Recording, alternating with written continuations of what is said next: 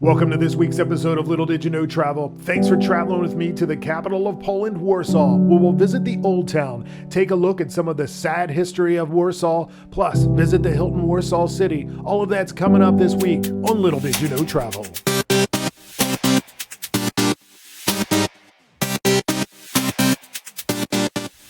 Welcome to the front of the Hilton Warsaw City. If you missed last week's episode, we flew down from Tallinn, Estonia on LOT Polish Airlines. Check out that link in the description. You can see that flight, plus my arrival experience at the Warsaw Airport and the ground transportation to get here to the Hilton. Now, this is a hotel that I have stayed at least 9 times, and as a Hilton Diamond, I've always gotten fantastic upgrades, always a suite, and one time I actually was upgraded to the presidential suite. So let's see how this stay goes. This is post-COVID, and the hotel was just starting to get up and running, so let's take a look at the Hilton Warsaw City. Hi, how are you? Hello, I'm good. How are you? Good, thanks. Welcome in our hotel. I just need your signature, Sure,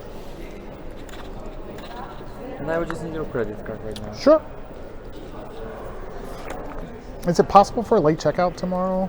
Let me check. Just give me a moment. I have to just make sure the occupancy. I think for some hours, yes, but I have to. For how long? Okay.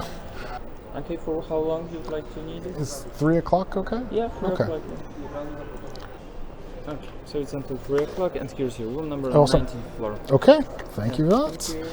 A very average check-in experience. However, it was nice that he could confirm a late checkout for the next day to 3 o'clock, which is a greatly appreciated perk of the Hilton Diamond, but some hotels are a little stingy on that. I also noticed this hotel is starting to show our age a little bit, so we'll see how the room is. Thank you.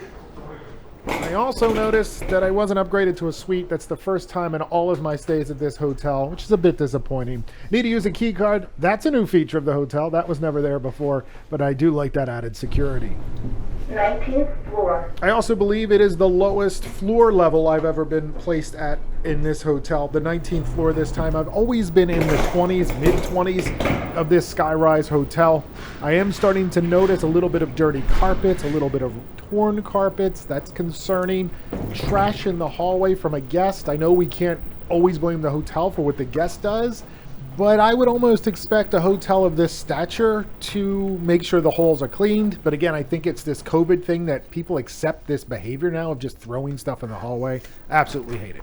Definitely not in a corner suite like I've always gotten before, except the one time where I got the presidential suite. This room is an executive plus. It's an odd setup. The bed faces the windows, and looking out these windows, I was impressed by the neighborhood that this Hilton sits in. When I was first here in late 2007, when the hotel was brand new, it was the only thing in this area. It was almost like a desolate area where things are being demolished and ready to develop, and now there's skyscrapers surrounding this Hilton. So the area has definitely built up over the last few years. A few short blocks away from the Hilton is the Warsaw Uprising Museum, a must visit when you're in Warsaw. You may not even realize you know about the Warsaw Uprising if you've seen the movie The Pianist, or another great movie you should check out, Uprising. We'll talk more about this museum, plus the very dark history of Warsaw coming up. In the description, there are timestamps to jump around. After we finish a review of the Hilton, we'll jump into the Old Town and see the difference between today and throughout history. So once again, this is considered an executive plus room at the Hilton Warsaw City. That carpet definitely showing some wear. Got a chunk of the wall missing, and the dirtiness there on the carpet. Interesting room setup with the desk located behind that half wall where the bed is on the other side. The bed was very comfortable. The sheets were very clean and crisp. Overall, the room was clean. It's just that over time aging and dirtiness of the carpet. The wires a little misorganized there underneath the end table. The furniture was decent, but again, we definitely need a renovation. The bathroom, I would say, is in very good shape and again, very clean. You do have a vanity. There was a TV in the bathroom as well there on the wall. The full-size tub with a window with a Venetian blind for privacy, but you did get that natural light and the view of the city through the bathroom window.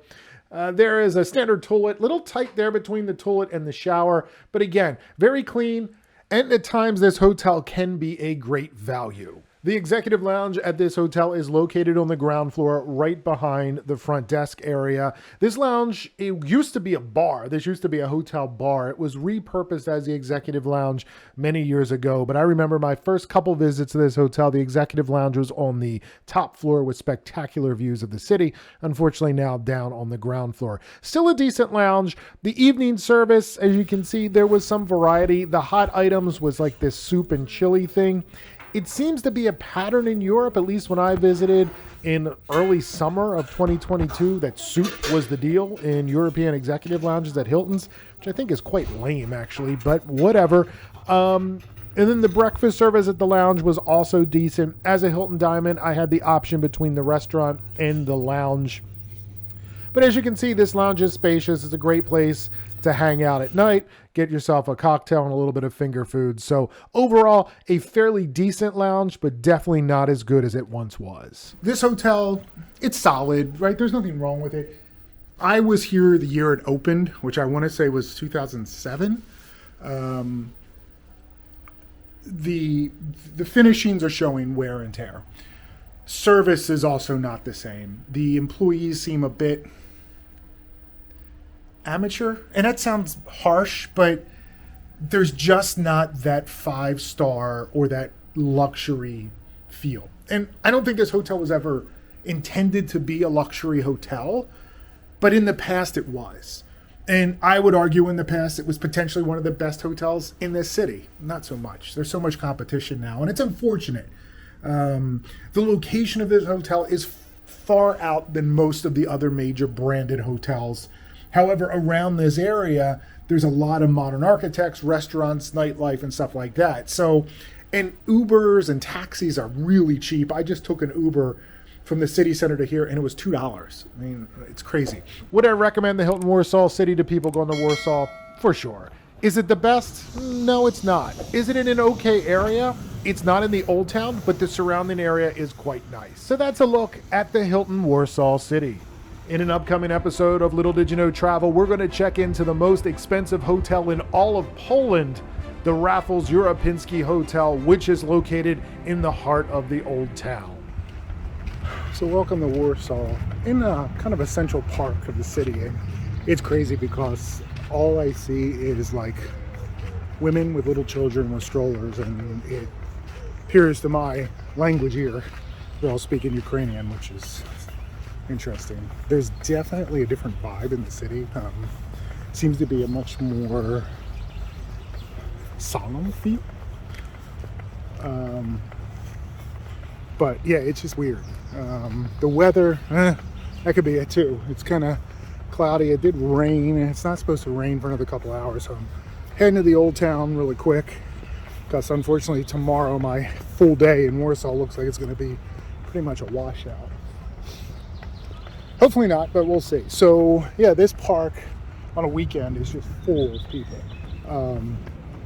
And in a sunny day, and there's just people sitting around and socializing, kind of a neat thing. As you exit the park, there's the Tomb of the Unknown Soldier and the remnants of a grandiose archway that you passed through as you exited the park back in 1939 before the war. There was a gorgeous fountain that has been rebuilt today, just like the old town. And you have to realize that the city of Warsaw was completely destroyed.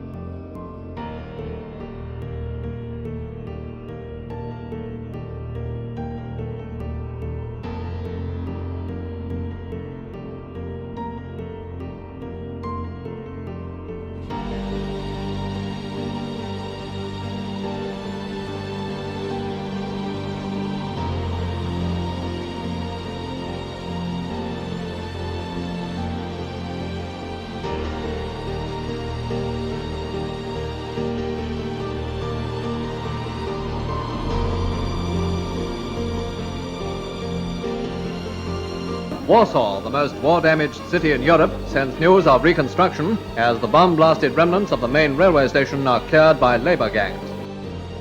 The citizens of Warsaw literally picked pieces of rubble up to recreate what Warsaw is today, and individually labeling parts of the city to put the puzzle back together. A long and weary task lies ahead, but Poland is determined that a new Warsaw will one day rise again from the ashes of the old. When you visit Warsaw, you have to understand its horrible history and how the people of Warsaw, after one of the worst wars in the world, came together to put it all back together. And that's the city you can visit today, as close as possible as Warsaw once stood before World War II. It is utterly amazing how they put the puzzle back together by looking at paintings from the 18th century. I have done this walk into the old town square so many times over the past 20 years, and every time I do it, I just feel like this place is special. And it's special because of the people. The people of Warsaw are so friendly. For a capital city of a major European country, Warsaw is just a fantastic place to relax and walk around and enjoy the sights and sounds.